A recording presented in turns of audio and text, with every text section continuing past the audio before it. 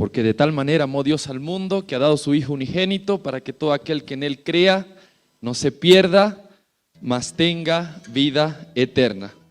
Alabado sea nuestro Dios por su inmenso amor para con cada uno de nosotros. Muy buenas noches a cada uno de ustedes. Bienvenidos una vez más a la casa de nuestro Dios. Es nuevamente un gozo estar aquí en la casa de Dios. Es una alegría también. Ya estamos ya en la noche número 4, ¿cierto? Qué rápido pasan los días. Pero bueno, ya estamos en la recta final y yo espero que hasta aquí esté siendo de bendición estas noches en la predicación del Evangelio de nuestro Señor Jesucristo. Amén. ¿Cómo han pasado el día?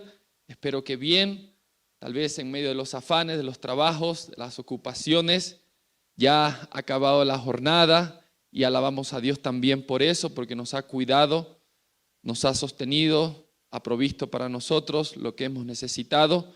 Y si tal vez algunos de nosotros nos encontramos en apuro por alguna circunstancia, echemos toda vuestra ansiedad en nuestro Dios, ¿sí?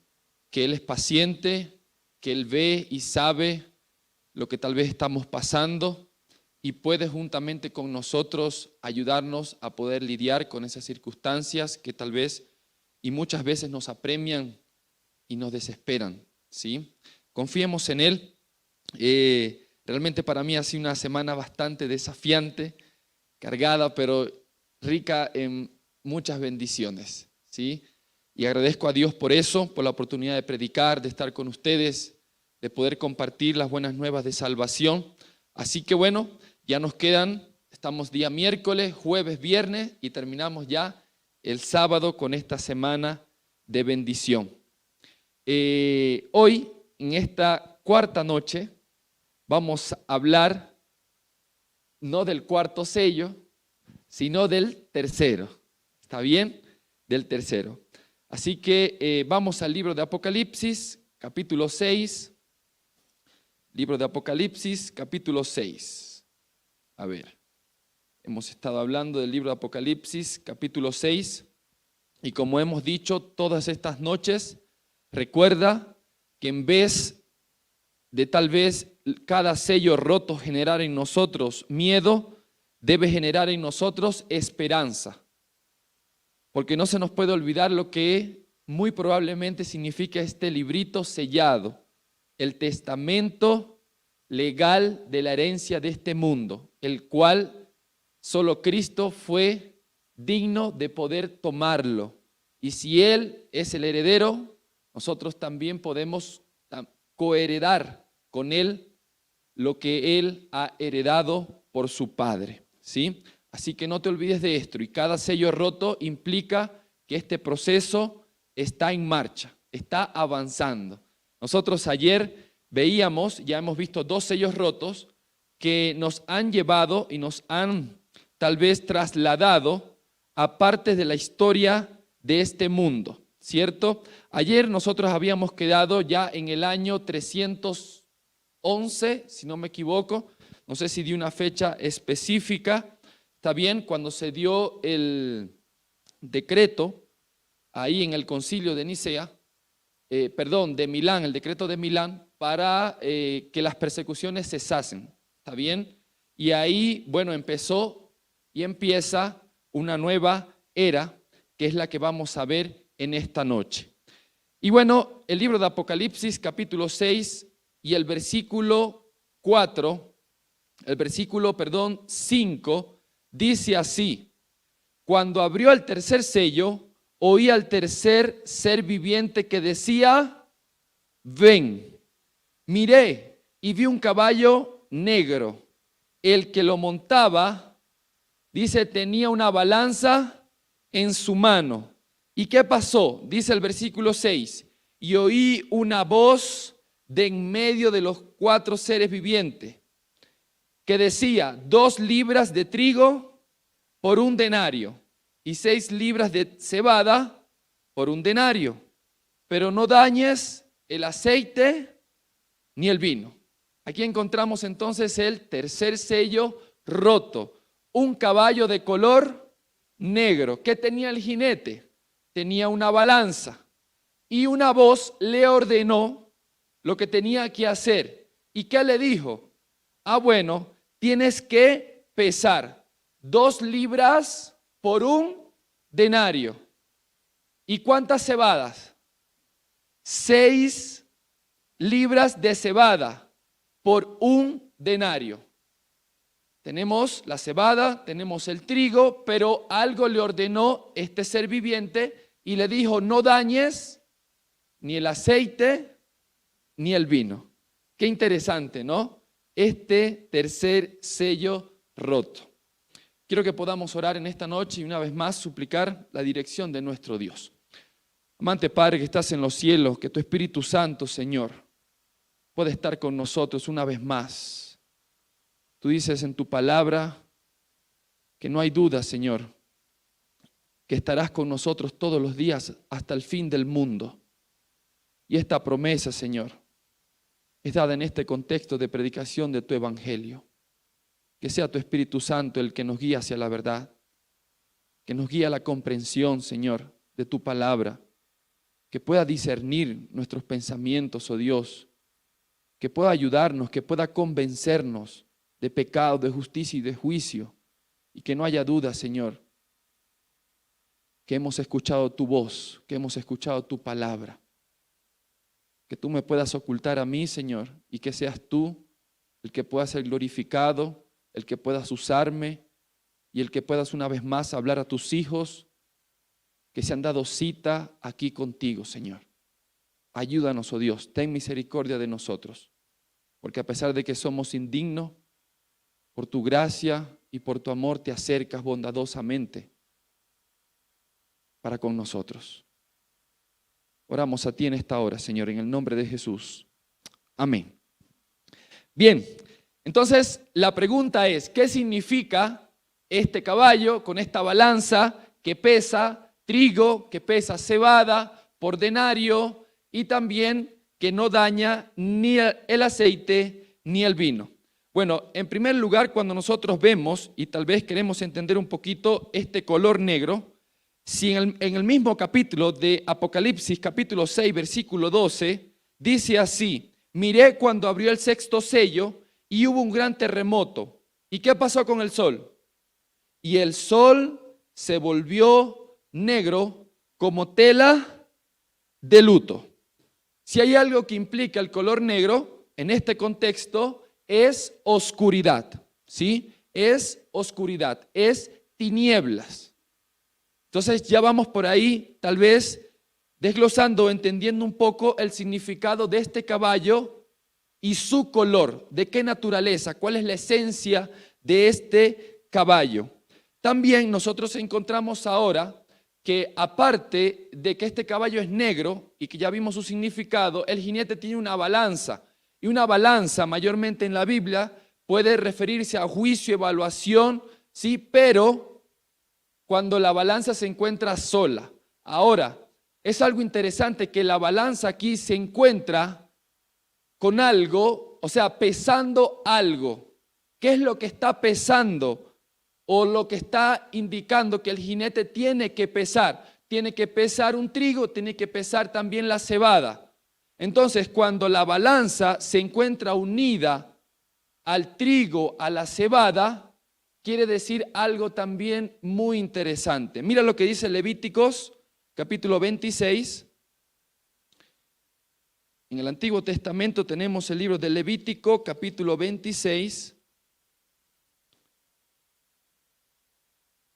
Y mira lo que dice el versículo 26. Levíticos 26, versículo 26. Dice así: cuando yo os quebrante el sustento del pan, cocerán 10 mujeres todo vuestro pan en un horno, y os lo devolverán también, ¿cómo? Medido o en peso, que comeréis y no os saciaréis. Vaya, qué interesante. Es decir, que el peso del pan iba a ser medido, ¿cuándo? ¿Cuándo iba a ser medido el pan y devuelto? Pesado. Bueno, dice el versículo, cuando yo os quebrante el sustento del pan, es decir, cuando haya hambre, cuando haya escasez, cuando haya crisis. Tal vez ellos pudieron haber experimentado alguna plaga, alguna sequía, y en medio de ello, ¿cuál era la forma para poder tal vez tratar de alimentarse? Bueno, tenía que ser el alimento pesado. Entonces, el libro de Apocalipsis también está utilizando parte de esta figura. Una figura más que puede complementar esto. Ezequiel 4:16 también lo dice y nos puede mostrar que la balanza que pesa el trigo y pesa la cebada me está indicando que hay crisis y crisis de hambre. Está faltando el pan. ¿Está bien? Mira lo que dice el libro de Ezequiel, capítulo 4, versículo 16. Ezequiel, capítulo 4, versículo 16. Dice así: me dijo luego, hijo de hombre, quebrantaré el sustento del pan. ¿En dónde? En Jerusalén. Comerán el pan por peso y con angustia, y beberán el agua por medida y con espanto. Una vez más, tal vez por un problema de sequía, lo cierto es que faltaba el pan, no era abundante el pan, la comida. Entonces, la forma para poder sustentar al pueblo era pesándolo. Así era que podían ellos alimentarse en medio de la crisis. Entonces, es lo mismo que estamos viendo en el libro de Apocalipsis en relación a la crisis que está sucediendo o que implica este sello roto, que hay hambre, está habiendo una hambruna, no hay producto, no hay el sustento. Ahora, es interesante que cuando tú ves el libro de Apocalipsis, dice que tenía que pesar el trigo y tenía que pesar la cebada. Esto es para hacer ¿qué? Pan. El trigo mayormente era un grano que lo utilizaban las personas nobles, ¿sí? Que tenían tal vez, recursos y podían acceder al trigo. La cebada lo utilizaban o era accesible para aquellos que eran de menos recursos. De hecho, ¿te acuerdas cuando Jesús alimentó a las más de 5,000 personas? ¿Sabe de qué eran los panes? Eran de cebada, ¿sí? Eran de cebada. Era algo muy accesible, ¿sí? Y aquel niño que llevó los 2 panes, ¿eran 2 panes? ¿Y cuántos peces? 5 panes y 2 peces. Eran de cebada. Y podemos entender un poco el contexto de dónde venía o provenía el niño y con qué tan sacrificado pudo haberle dado su mamá a aquel niño para que comiera en aquel momento. Lo cierto es que aquí tenía que ser pesado y entonces ser cedido. Y es lo que nosotros estamos encontrando aquí, que obviamente ahora nosotros encontramos que el daño no tenía que ser para quién, ni para el aceite, ni para el vino. Otros ingredientes que son muy esenciales en la mesa de los orientales al momento de poder alimentarse. Vino y aceite. Y tenemos también el trigo. Ya nosotros vamos entendiendo un poco acerca de lo que estaba aconteciendo o hasta hacia dónde me está apuntando esta era del tercer sello roto. ¿A dónde podemos nosotros aplicar este tercer sello roto? ¿Qué me estará queriendo decir este tercer sello roto? Bueno, este tercer sello roto abarca desde el 311 después de Cristo y va a llegar hasta el año 600 más o menos. Ahora, ¿qué pasó en esa era que tal vez podemos nosotros saber con exactitud lo que me está enseñando este tercer sello roto? Nosotros vamos a ver que en medio de esta era, desde el año 311 hasta el año 604, pasaron algunos asuntos muy interesantes. Una de las más relevantes fue la influencia que tuvo Constantino sobre la iglesia. Constantino era un emperador. Recuerda que la iglesia viene de ser perseguida, de ser oprimida, ¿sí? De haber muchos mártires, pero a pesar de ellos, el cristianismo seguía creciendo, seguía expandiéndose.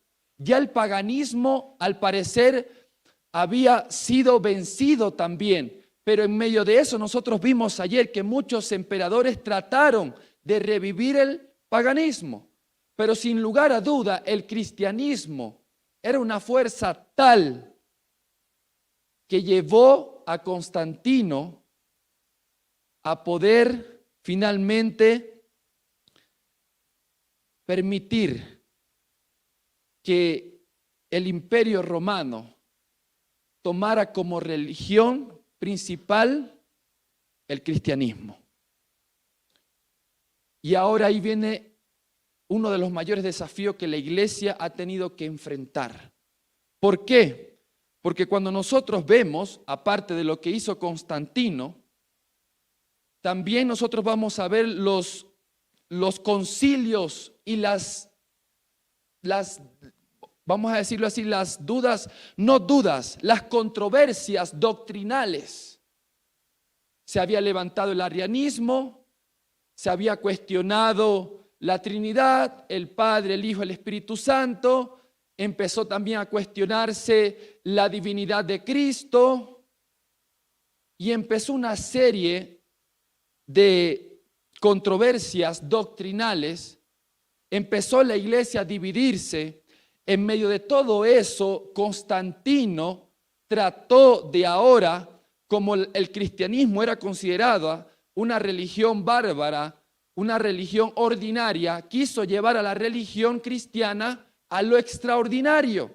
Y empezó en esa era, no solamente Constantino, sino todos los que le sucedieron, a construir ¿qué? Basílicas, es decir, templos grandes, donde el cristiano o el cristianismo pudiese adorar. No solamente basílica, nosotros vamos a ver que surgieron esculturas, surgieron leyes civiles que después se convirtieron en leyes religiosas. Una de ellas, lo del día domingo, el día sábado. Muchas cosas acontecieron en medio de toda esa controversia, confusión. Hubo una reacción monástica también. Muchos reaccionaron y dijeron, mira, el cristianismo se está corrompiendo aquí. Mira todo lo que ha sucedido. Entonces, ¿qué decidieron? Bueno, una vida monástica y se fueron al desierto. Y ahí surgió todo lo que tal vez es el celibato y ellos tratando de contrarrestar la secularización del cristianismo. Muchas cosas nosotros podemos ver que acontecieron en esta era, que inclusive nosotros hoy podemos ver que algunas de esas prácticas se siguen preservando en el cristianismo. ¿Sabes? Porque Constantino venía de una religión, mitraísta era la religión. Y tú vas a ver que a Constantino, en medio de todo ello, trató de poder elevar al cristianismo. Y en medio de todo eso, lo que hizo fue contaminar la fe.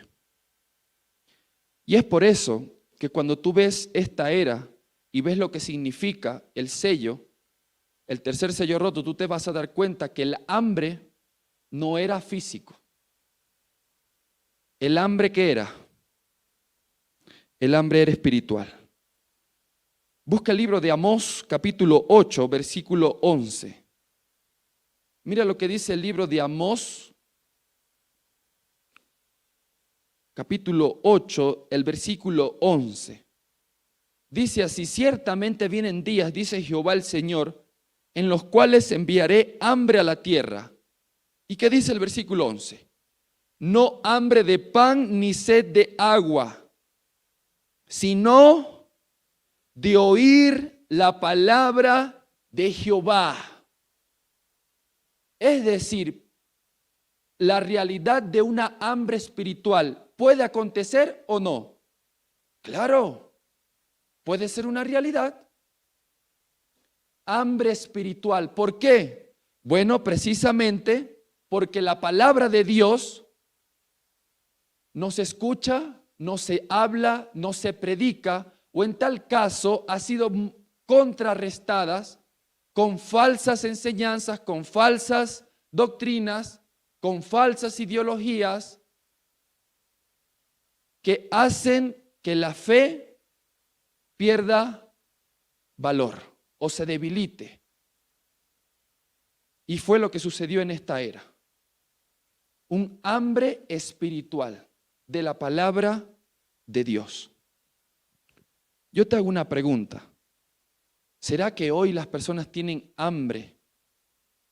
¿Será que hoy nosotros podemos decir que hay hambre en el mundo de la palabra de Dios? Definitivamente que sí. Cuando tú ves el mundo y todas las corrientes religiosas, todas las corrientes filosóficas, todas las corrientes ideológicas, culturales, tradicionales, hoy inclusive muchos ya han llegado a denominar esta era post-cristiana.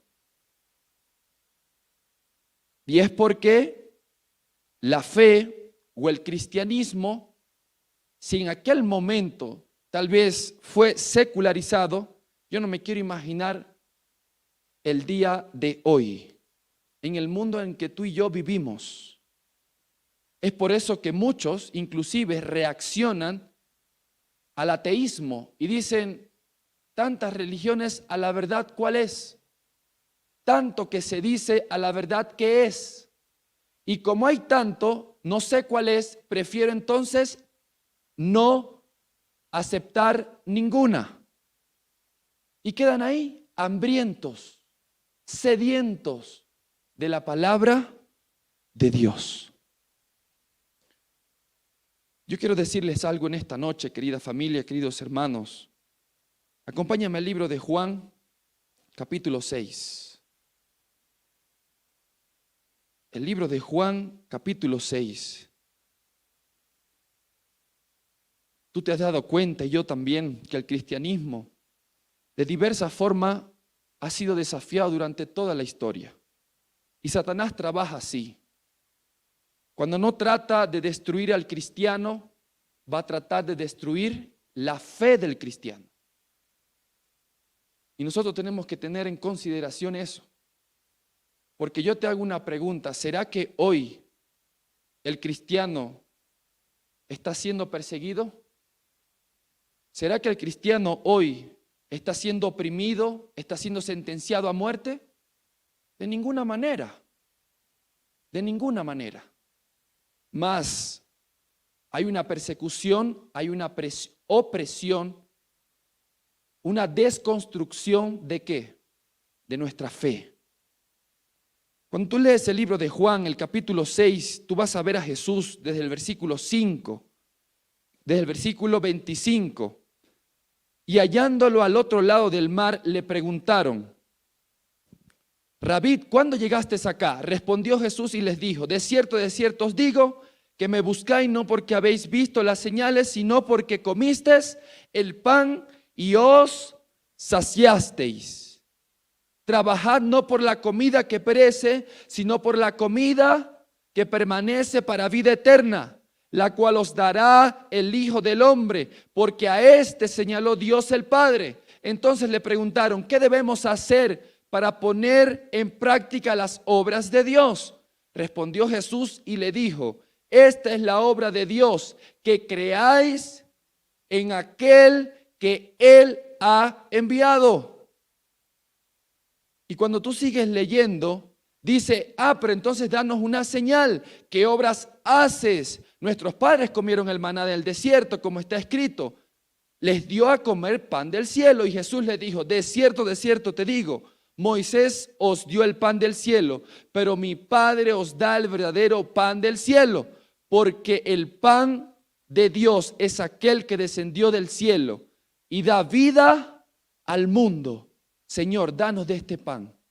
Jesús le respondió, yo soy el pan de vida. Jesús es el pan ¿de qué? De vida. En primera instancia Jesús le estaba queriendo decir a aquellas personas que creyeran que Él era el enviado de Dios. Y creer que Él era el enviado de Dios era precisamente aceptarlo como el Mesías, aceptarlo como aquel que había sido prometido y profetizado desde tiempos antiguos. Y tú te das cuenta que aquel pueblo no creía que Jesús era el enviado de Dios, el Mesías, el prometido. Porque esto, ¿qué figura Jesús utilizó para poder aplicarlo? Esto es pan de vida. ¿Sabes lo que es pan de vida? Yo te hago una pregunta. ¿Cuántas veces comes al día? ¿Será que podemos nosotros vivir sin comer? Esto no era simplemente algo importante, algo relevante. Esto no era simplemente algo, wow, extraordinario. Esto era algo vital. ¿Por qué la gente estaba hambrienta? ¿Por qué la gente estaba muriendo? Porque no creían que Jesús era el enviado de Dios. ¿Te acuerdas cuando Jesús habló con los discípulos? ¿Qué dice la gente? ¿Quién soy yo? Un profeta. No sé, alguien importante. Moisés, Elías. ¿Y ustedes quién dicen que soy yo? Salió Pedro como siempre, ¿no? Tú eres el Hijo, tú eres el Cristo, el Hijo del Dios viviente. Wow, Pablo, wow, Pedro. Fueron tan buenas tus palabras que no te lo reveló ni carne ni sangre. Fue el Espíritu Santo que te lo reveló. ¿Y sabes quién soy yo? Y nosotros sabemos que al fin del tiempo, cuando Jesús fue crucificado en el madero, yo lo dije creo que un sábado antepasado, ¿qué fue lo que dijo el centurión? ¿Verdaderamente este era un profeta? ¿Verdaderamente este era un médico? ¿Verdaderamente este es el enviado de Dios, el Hijo de Dios? Y esto es pan de vida, pan de vida. ¿Por qué la gente está muriendo hoy? ¿Por qué la gente está hambrienta? Porque no está creyendo en Jesús, que es el enviado de Dios. En segunda instancia, Jesús quería enseñarle algo más a sus discípulos y está en el versículo 33, el versículo 36. Pero ya yo os he dicho que aunque me habéis visto, no creéis. Todo lo que el Padre da, vendrá a mí, y al que a mí viene, no le echo fuera. He descendido del cielo, no para hacer mi voluntad, sino la voluntad del que me envió. Y la voluntad del Padre que me envió es que no pierda yo nada de todo lo que Él me da, sino que lo resucite en el día final. Y esta es la voluntad del que me ha enviado, que todo aquel que ve el Hijo y cree en Él tenga vida eterna, y yo lo resucitaré en el día final. Murmuraron entonces de Él los judíos respondiendo, los judíos, porque había dicho, yo soy el pan que descendió del cielo. Y decían, ¿este no es Jesús el hijo de José, cuyo padre y madre nosotros conocemos? ¿Cómo dice que es el que descendió del cielo? Jesús le respondió y le dijo, no murmuréis entre vosotros. Nadie puede venir a mí si el Padre que me envió no lo atrae, y yo lo resucitaré en el día final. Escrito está en los profetas, y todos serán enseñados por Dios. Así que todo aquel que oye el Padre y aprende de Él, viene a mí.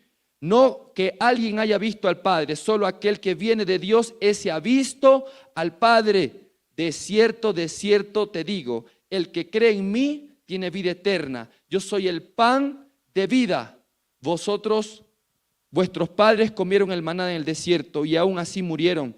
Este es el pan que desciende del cielo, para que no muera quien coma de él. Yo soy el pan vivo que descendió del cielo. Si alguien come de este pan, vivirá para siempre. Y el pan que yo le daré es mi carne, la cual yo daré por la vida al mundo.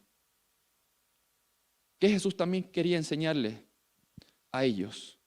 Que Él no solamente era el enviado de Dios, sino que era el Salvador del mundo. Dice, yo soy el pan de vida. ¿Y qué es el pan? Es su carne. Si tú sigues leyendo, tú te vas a dar cuenta, el versículo 53, Jesús le dijo, de cierto os digo, si no coméis la carne del Hijo del Hombre y bebéis su sangre, no tenéis vida en vosotros. El que come mi carne y bebe mi sangre tiene vida eterna y yo lo resucitaré en aquel día, porque mi carne es verdadera comida y mi sangre es verdadera bebida. El que come mi sangre, el que come mi carne y bebe mi sangre permanece en mí y yo en él. Así como me envió el Padre viviente y yo vivo por el Padre, también el que come vivirá por mí. Una cosa es creer que Jesús es el enviado de Dios, pero otra cosa también es creer que Él es el Salvador del mundo. Yo te hago una pregunta en esta noche. ¿Estás creyendo solo en Jesús, que es el Hijo de Dios, o estás creyendo en la obra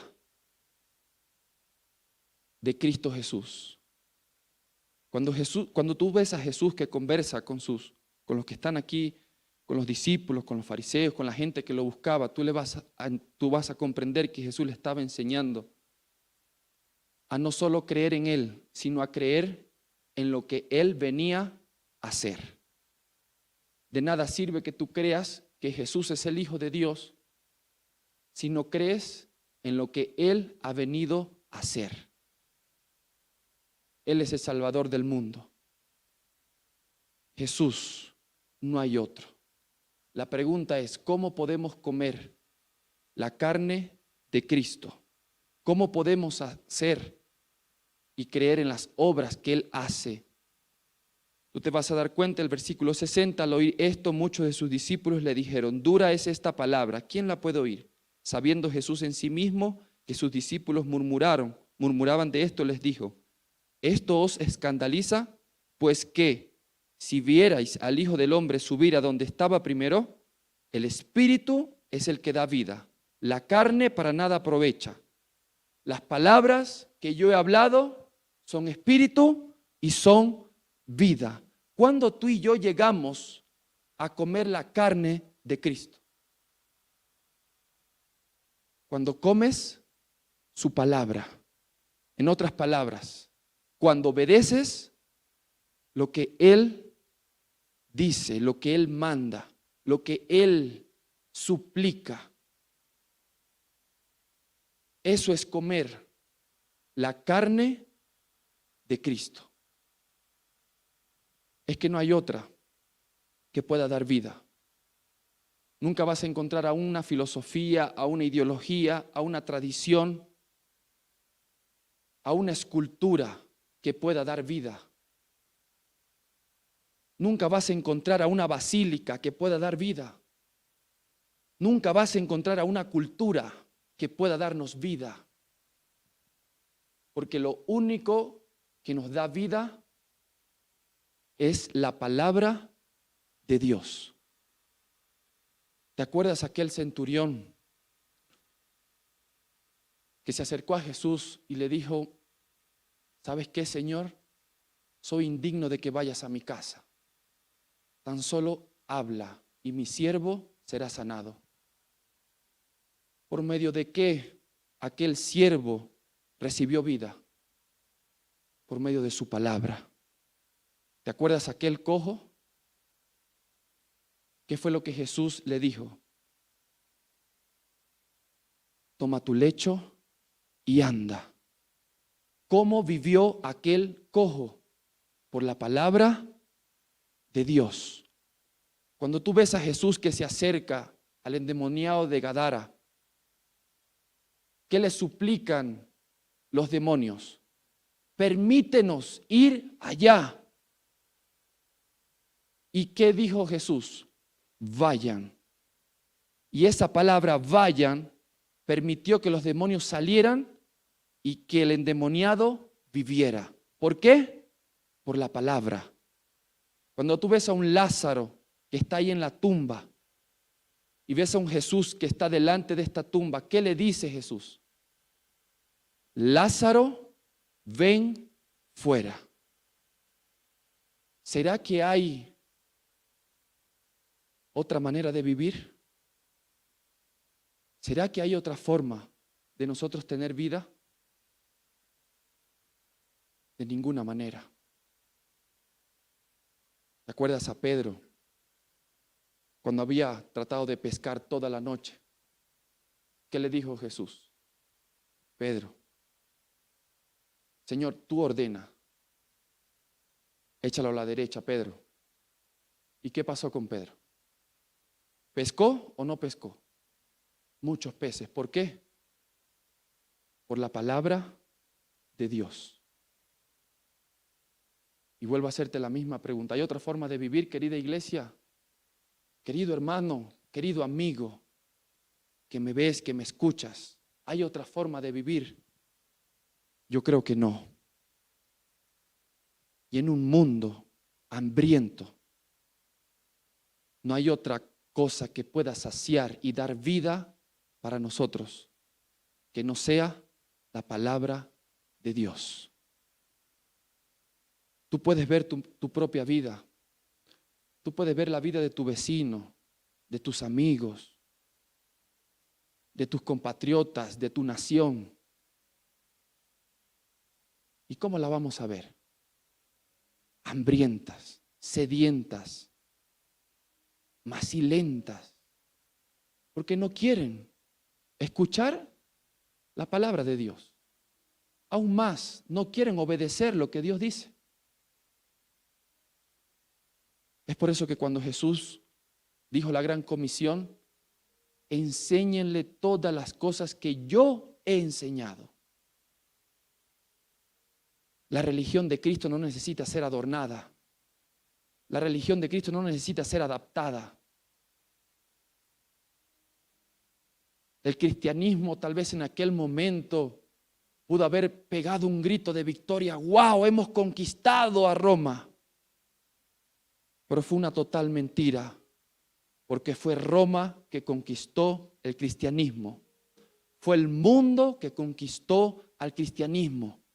Y ya no era Cristo el centro del cristiano.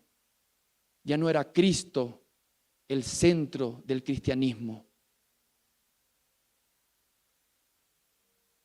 Eran las tradiciones, eran las culturas, eran las ideologías. Era el yo el que prevalecía.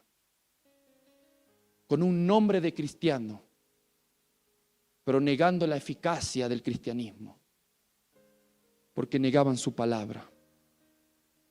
Porque no escuchaban ni querían atender a la palabra de Dios.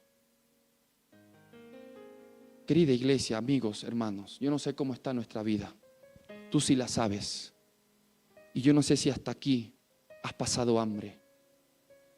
Si hasta aquí tal vez tu vida se ha desintegrado, se ha debilitado, has perdido el sentido de la vida, ya no encuentras razón para vivir, para avanzar, para seguir. Las palabras de Cristo son espíritu y son vida. Muchos en aquel momento se fueron. Y Jesús le dijo a sus discípulos, Ustedes también se quieren ir. Adelante, la puerta está abierta. Pero sus discípulos le dijeron: Señor, ¿a quién iremos? ¿A quién? Si solamente tú tienes palabras de vida eterna. Solamente tú tienes palabras de vida eterna. No intentes vivir de otra manera. No intentes avanzar de otro modo que no sea por la palabra de Dios. Entrégate a Él. Obedece su palabra y vivirás. ¿Hay alguno aquí que quiere en esta noche decirle también al Señor Jesús: ¿a quién iremos? Si solamente tú tienes palabras de vida eterna. ¿Crees que has pasado hambre hasta ahora? Ahí está el pan de vida, nuestro Señor Jesús. ¿Quieres hoy obedecer lo que Dios dice en su palabra? ¿Quieres hoy comer el pan de vida? ¿Aceptar a Cristo como tu Salvador? ¿Y aceptarlo como al Hijo de Dios, el enviado de Él?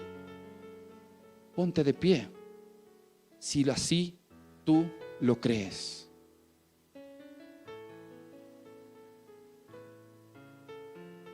Yo hoy quiero hacer un llamado muy especial para aquellas personas que aún no se han entregado a Cristo. Este día sábado va a haber bautismo. Y yo sé que muchos de los que están aquí no han sido bautizados. Y la invitación es que si tú crees en la obra de Cristo Jesús, el libro de Romanos dice que en el bautismo somos sepultados juntamente con Él y resucitados también con Él. Yo no sé cómo está tu vida, pero yo quiero hoy en esta noche orar para que esta semana, si el Espíritu Santo te convence de entregar tu vida en las aguas del bautismo y selles tu pacto con Él, así lo hagas. Yo quiero orar por eso en esta noche, porque no es simplemente creer en Dios, es tomar nuestra cruz y seguirlo. Es tomar nuestra cruz y seguirlo, porque eso es lo que dice la palabra de Dios. ¿Quieres orar conmigo? Vamos a orar. Cariñoso Padre que estás en los cielos, gracias por tu palabra, Señor. Definitivamente, Señor, aún nuestra vida es preservada por tu palabra, porque los cielos y la tierra, Señor, fueron creadas por el poder de tu palabra. Y hoy queremos suplicarte, Señor, que tu palabra pueda ser esa lámpara para nuestros pies y esa luz para nuestro camino. Que tu palabra sea ese pan de vida, Señor, para nuestras vidas. Permítenos alimentarnos. Tal vez estamos hambrientos, sedientos, Señor, de ti. Es porque tal vez hemos descuidado tu palabra. Que Cristo, Señor, viva en nosotros y no sea nuestro yo. Líbranos de las acechanzas del enemigo. Fortalece nuestra fe. Tú dices en tu palabra que la fe viene por el oír la palabra de Dios. Permítenos cada día escuchar tu voz, Señor, y cultivar una fe de tal manera que podamos vencer al mundo, Señor, y no que el mundo nos venza a nosotros. Ten misericordia de nosotros, Señor. Danos la victoria en Cristo Jesús. Conquista nuestra mente, nuestro corazón, y haznos conquistadores de tu reino, Señor.